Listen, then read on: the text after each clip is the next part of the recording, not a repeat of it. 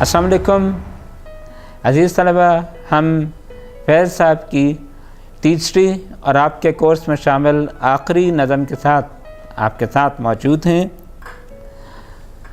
چند روز اور میری جان، یہ نظم فیض کے پہلے مجموعہ کلام نقش فریادی کا حصہ ہے اور حیت کے اعتبار سے مخمس ہے، یعنی 5 مصرعوں کے بند ہیں اور یہ ایک مختصر نظم ہے، صرف 4 بند، لیکن یہ اپنے اندر ایک جہان معنی پوشیدہ رکھتے ہیں۔ یہ دیکھیے کہ مزاج کے لحاظ سے یہ ایک مختلف نظم ہے۔ جب ہم نے نثار میں تیری گلیوں کے وطن کے جہاں پڑھی تو وہ حب الوطنی کا ایک عالمگیر احساس تھا اور ایک بہت بڑی تاریخی حقیقت تھی کہ نہ ان کی ہار نئی ہے نہ اپنی جیت نئی، حق و باطل کی آوازش کی بات تھی۔ جب آپ نے مجھ سے پہلی سے محبت کی بات کی تو پھر وہ انسان کی انسانیت کی بات تھی، اپنے ذاتی دکھ سے اپنے ذات سے بلند ہونے کی بات تھی، ایک بڑے ویژن کے ساتھ زندگی گزارنے کی بات تھی، انسانیت کی بھلائی کی بات تھی۔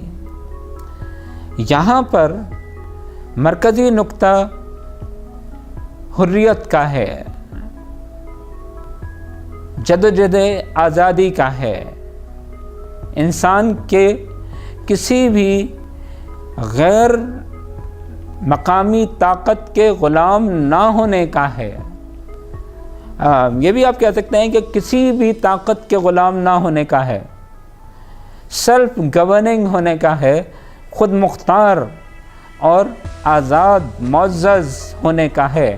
بنیادی طور پر جذبہ حریت ایک سامراجی قوت کے خلاف جہاد کا یا جدوجہد کا۔ جہاد ایک بڑا اوور ریٹڈ لفظ آج کل بن گیا ہے، اس لیے میں نے جدوجہد اسٹرگل کو سبسٹیوٹ کیا کہ سامراج کوئی ایسی طاقت کہ جو انسان کی مرضی، اس کی آزاد خواہش کے برعکس اس پر مسلط ہو جائے، اس کو ہم سامراج کہیں گے۔ کہ سامراج دنیا میں نوآبادیاتی نظام کے طور پر زیادہ سامنے آیا۔ نوآبادیاتی نظام کولونائزیشن، کہ جب برطانیہ، فرانس، ہالینڈ، پورچگل، ان لوگوں نے تقریباً آدھی دنیا پر یا آدھی سے زیادہ دنیا پہ قبضہ کر لیا، براہ راست یا بالواسطہ طور پہ، تب اس کو ہم نے نوآبادیات کہا کہ ہندوستان برطانیہ کے نوآبادی تھا۔ کسی زمانے میں آسٹریلیا، امریکہ اور کینیڈا بھی برطانیہ کی نوآبادی تھے۔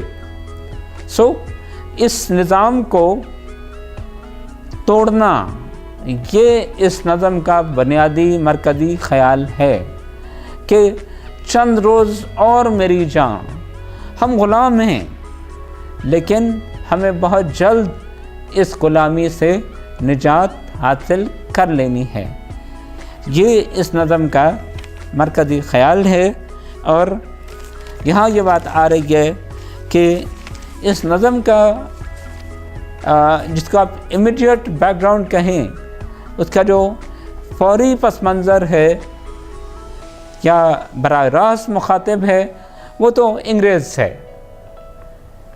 ہندوستان غلام ہے اور فیض اس غلام ہندوستان کو ایک آزاد خود مختار حیثیت میں دیکھنا چاہتا ہے اور وہ برطانیہ کی غلامی سے، اس سامراج کی غلامی سے اپنے آپ کو آزاد دیکھنا چاہتا ہے۔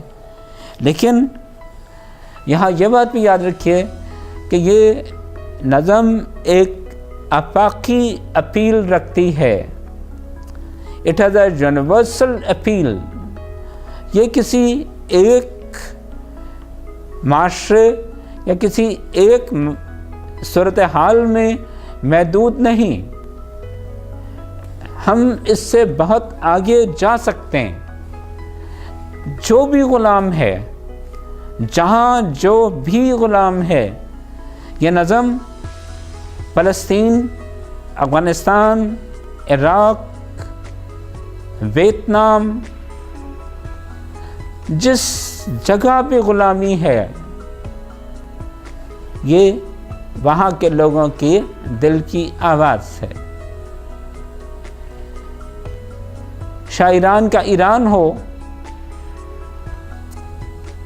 जनूबी अफ्रीका के 1990 के पहले के हालात हों,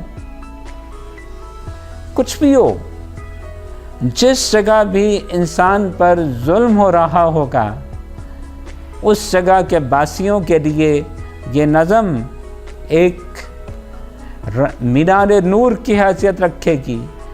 ये उनके लिए उनके दिल की आवाज़ होगी।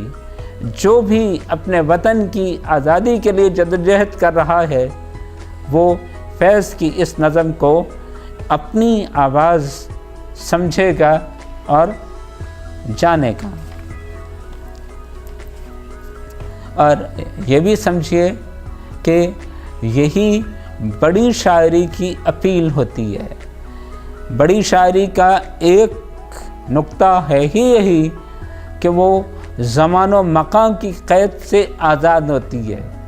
वो किसी एक नुक्ते या एक लम्हे का बयान नहीं होता, बल्कि वो हर उस लम्हे का बयान है। वो किसी जगह पे भी आए और किसी वक्त में भी आए। फैज़ की नज़म हर मुजाहिदे हुर्रियत के दिल की आवाज़ है। ये इस नज़म का एक पहलू। दूसरी तरफ ये देखिए कि यहाँ जो उदासी का एहसास मिलता है, इस नज़म का रिदम आप देखेंगे बहुत ठहरा हुआ, बहुत पुरसुकून, और इसमें एक ख़ास किस्म की बेचारगी और कुछ ना कर सकने का एहसास है। लेकिन हमने ये भी कहा था कि फैज़ एक बड़ा पुरुम्मीद शायर है। वो मायूस है, मौजूदा सूरत हाल से निकलने का उसे कोई वाज़ेह रास्ता भी नज़र नहीं आ रहा, लेकिन इसके बावजूद वो इस बात पर भी पुरयकीन है कि ये जुल्म अब सिर्फ चंद रोज़ा है। चंद रोज़ मेरी जान, फ़कत चंद ही रोज़। ये कोई बहुत तवील अंधेरी रात नहीं है। अब इस जुल्म की सहर होने को है कि 4 दिन की खुदाई तो कोई बात नहीं। अज़ीज़ तलबा, ये उदासी और उम्मीद फैज़ की इस नज़म की ख़ुसूसियत है। और फिर उनका एक मख़सूस धीमा शायराना अंदाज़ है। जो अल्फाज का इस्तेमाल है बड़ा पुरयकीन, जिसमें उनके दिल में किसी शक व शुबे की कोई गुंजाइश नहीं है, लेकिन वो बयान करते हुए किसी हाइपरबोलिक स्टाइल नहीं अपनाते। उनका अंदाज़ बहुत धीमा, पुरसुकून, बड़ा नरम नरम सा होता है। कोई नाराज़नी नहीं है। वो किसी सूरत में भी कोई ढोल नहीं पीट रहे, वो कोई नक्कारा नहीं बजा रहे। वो सिर्फ एक बड़े ज़ेर लब मुस्कुराहट के साथ ये हकीकत बयान कर रहे हैं कि बस ये रात गुज़रने को है। और फिर जो फैज़ की रूमानियत है, वो اس نظم کے آخری بند میں کھل کر سامنے آتی ہے کہ جب وہ تشبیہات اور استعارے مکمل طور پر رومانی شاعری کے استعمال کرتے ہیں. یہ تیرے حسن سے لپٹی ہوئی آلام کی گرد، اس طرح کی بات آتی ہے کہ چاندنی کا دہکتا ہوا درد، دل کی مایوس پکار، یہ وہ رومانی شاعری کی ترکیب ہیں جو ایک ذات کی طلب کے حوالے سے استعمال ہوتی ہیں. لیکن اب یہاں فیض کا محبوب وطن ہے. میں آپ کو اس وقت ساحر لدھیانوی کی ایک نظم سنا رہا ہوں جو 2009 تک ہمارے کورس میں بھی شامل تھی اور جس کا خیال بالکل وہی ہے جو فیض کی اس نظم کا ہے. اگر آپ کو مل جائے اور آپ یاد رکھ سکیں تو ساحر لدھیانوی کی یہ نظم آواز آدم فیض صاحب کی چند روز اور میری جاں کی تشریح کرتے ہوئے پورے بند کوٹ ہو جائیں گے. اور یہاں پہ یہ نوٹ کیجئے کہ آہنگ کسی بھی شاعر کے انداز کا بلند ہونا، نعرہ زن ہونا اور نرم انداز، اس کی ایک کمپیریزن آپ کو یہاں مل جائے گی. وہی تاثر جو فیض صاحب نے چند روز اور میری جاں میں پیدا کیا، اسی خیال کو، اسی جذبے کو جب ساحر لدھیانوی نے لکھا تو انہوں نے کیسے لکھا؟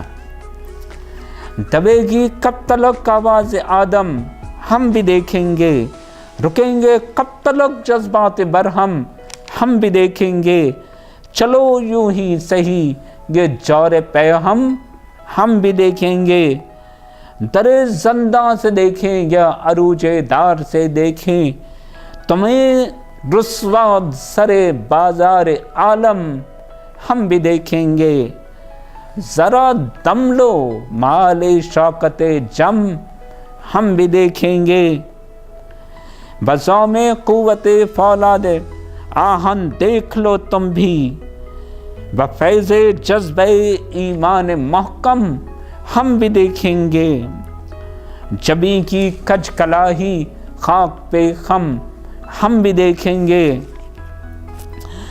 یہ ہنگام وداع شب ہے اے ظلمت کے فرزندو، سحر کے دوش پر گلنار پرچم ہم بھی دیکھیں گے، تمہیں بھی دیکھنا ہوگا یہ عالم ہم بھی دیکھیں گے.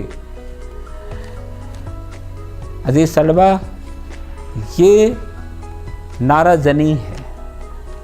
آپ فیض صاحب کے دھیمے انداز کو دیکھیے اور ساحر کی یہ للکار سنیے، ہم بھی دیکھیں گے. جس طرح وہ چیلنج کرتا ہے، فیض نہیں کر رہا، اس کو یقین زیادہ ہے. فیض صاحب کو اپنی جیت کا مکمل ایمان ہے ان کا کہ ایسا ہوگا، لیکن اس کے لیے وہ کوئی بلند نعرہ ہے مستانہ بلند نہیں کرتے.